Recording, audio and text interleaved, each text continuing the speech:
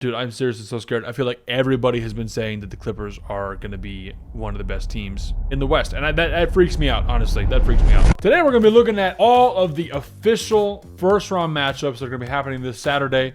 It's going to be very, very fun. I think this is going to be one of the best playoffs that I have witnessed. Mainly because of the first-round matchups and all there's a couple dark horses and stuff like that are going on. Mainly my team, the Clippers. A lot of people talking about them.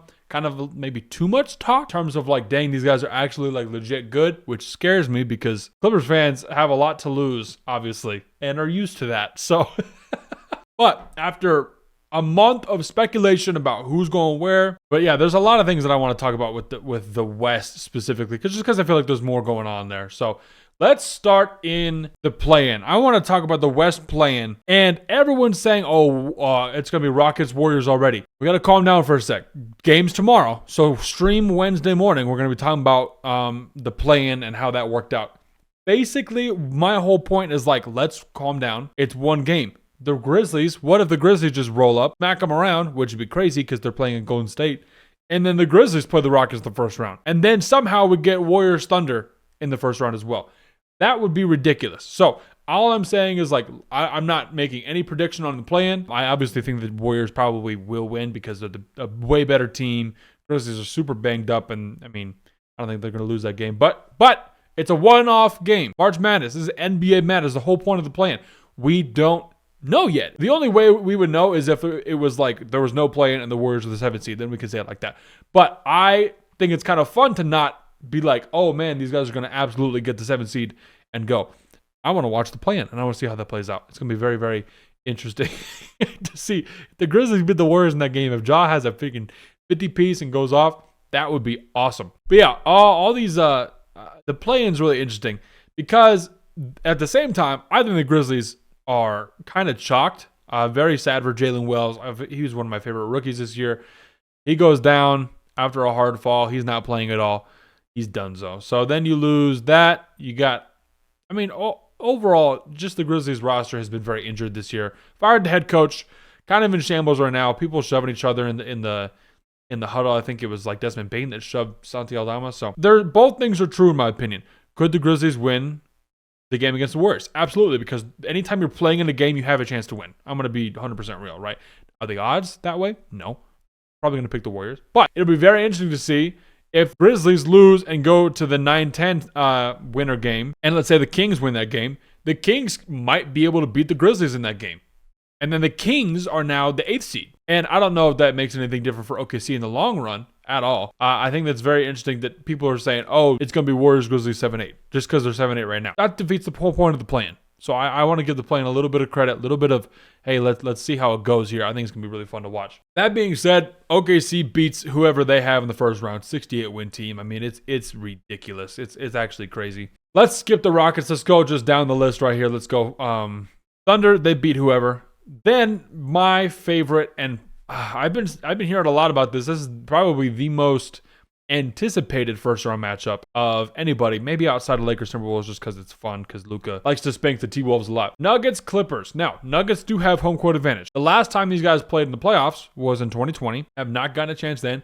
Clippers blew a 3-1 lead. Kawhi was on the team. Paul George was on the team. Doc Rivers coached, obviously. Zubac was on the team, and that's it. Actually, Coffee. I think Amir Coffee was on the team as well. So that was it. Whole new revamp. Obviously, it's five years later, so obviously Nuggets still kind of have that same core of Jamal Murray, MPJ, and Jokic, and basically nobody else. Gordon is there, obviously.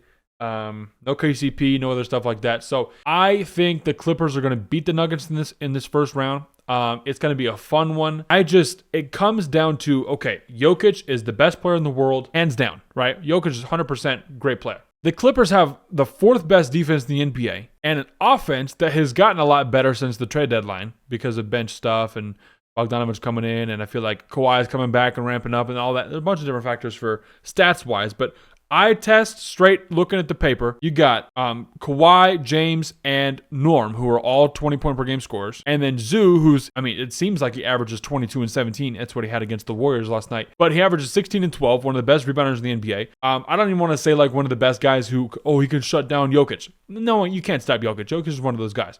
But Zoo is a big body that Jokic has to kind of go around, right? He's not one of these like wiry kind of like long defenders that can just put a hand in his face. He's going to have to body Zoo down low. So that's going to be fun. Clippers defense versus Nuggets offense. I think that's what it comes down to. And what is the Nuggets offense? Nikola Jokic. So we want Nikola Jokic to go off.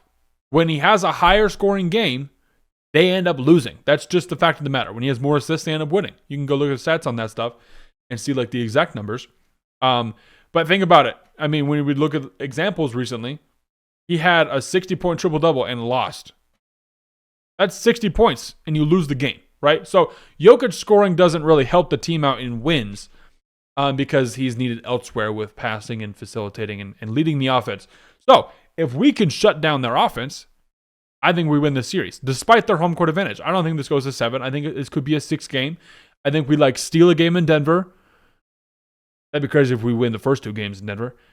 Steal a game in Denver. I don't think they come and win a game into it, so then we're up 3-1, which terrifies me because last time we were up 3-1, and literally we lost game 5 in the bubble, and I went and punched a hole through my closet because I knew it was over. I mean, Clippers blow 3-1 leads. Clippers playoffs is a tragic story. So moving on, Lakers Timberwolves. I think Lakers, I don't know if they sweep this, but it's probably a 5-game gentleman sweep, right? Lakers are really, really good, 3 seed. It's weird to think that they have the same record as these guys in here, but they just have the tiebreaker. I mean, the Clippers lost the Lakers 4 times. It's ridiculous. So we win 2 of those games, and then we're 52-30, and we're tied for the 2nd seed. The Western Conference is ridiculous. It's crazy. But yeah, Timberwolves kind of falling off. They were in the play-in before the Warriors lost, and now they weren't, and they could have been in the 4th spot, and blah blah blah blah blah. Lakers take them, I think.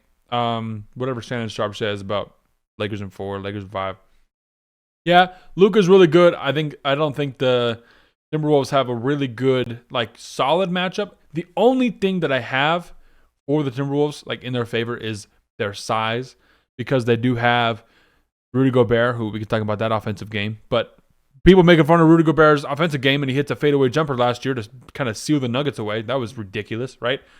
Then there's, you got Naz Reid. Julius Randle's kind of a bigger guy. So it's going to be a lot of size matchups if they go small, and then if the Lakers go small and the Timberwolves decide to go small as well. And small for the T-Wolves, probably running Naz Reid at the 5 and running, other guys like that. But it's going to be very interesting. I think the Lakers win in 5. Basically, moving on to the East, I think the Rockets, that's interesting. I'll give my Rockets update on Wednesday. We could talk more about that. If the Warriors win, then we could say, okay, here's exactly who's playing these guys. Or whenever the play-in game is. I think it's Wednesday. I thought it was Wednesday or Friday, something like that. Either way, we'll talk about it within the next week. Then we got the Eastern Conference, which is, Bulls, Heat. I don't really care about the play-in. Like I said, these 2 teams 100% beat the first round matchup. Rockets, the only reason I'm scared to talk about them is because if they face the Warriors, you're playing Steph and Jimmy Butler. So it's playoff experience versus... People don't want to talk about playoff experience. People are like, oh man, the Rockets are really, really good. I 100% agree. I love the Rockets. They are a very, very good team. But you got to beat Steph and Jimmy in 4 games out of 7? Now, home court advantage 100% does help. That is massive. But we'll talk about that later. So we basically only have 2 more things to talk about. Pacers, Bucks. This is a rough one as well because the Pacers are very good, but the Bucks, if Dame is out, so if Giannis just goes crazy and has a Giannis performance just in the first round, because he has been stockpiling it for years now, because they have not made it out of the first round for a little bit. They haven't had a solid playoff run since they won the championship. So it'll be very interesting to see how this goes with the kind of new Bucks squad. With you got Kuz and you got, I know the Clippers traded KPJ.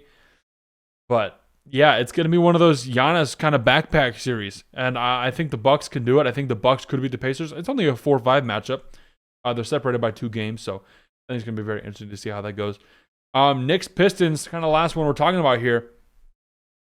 Yeah, Knicks Pistons, dude. That's going to be a fun one to watch. I think that's going to be my favorite Eastern Conference one to watch just because, well, I don't know. Giannis and the Pacers is always going to be a fun one just because of pace and Giannis.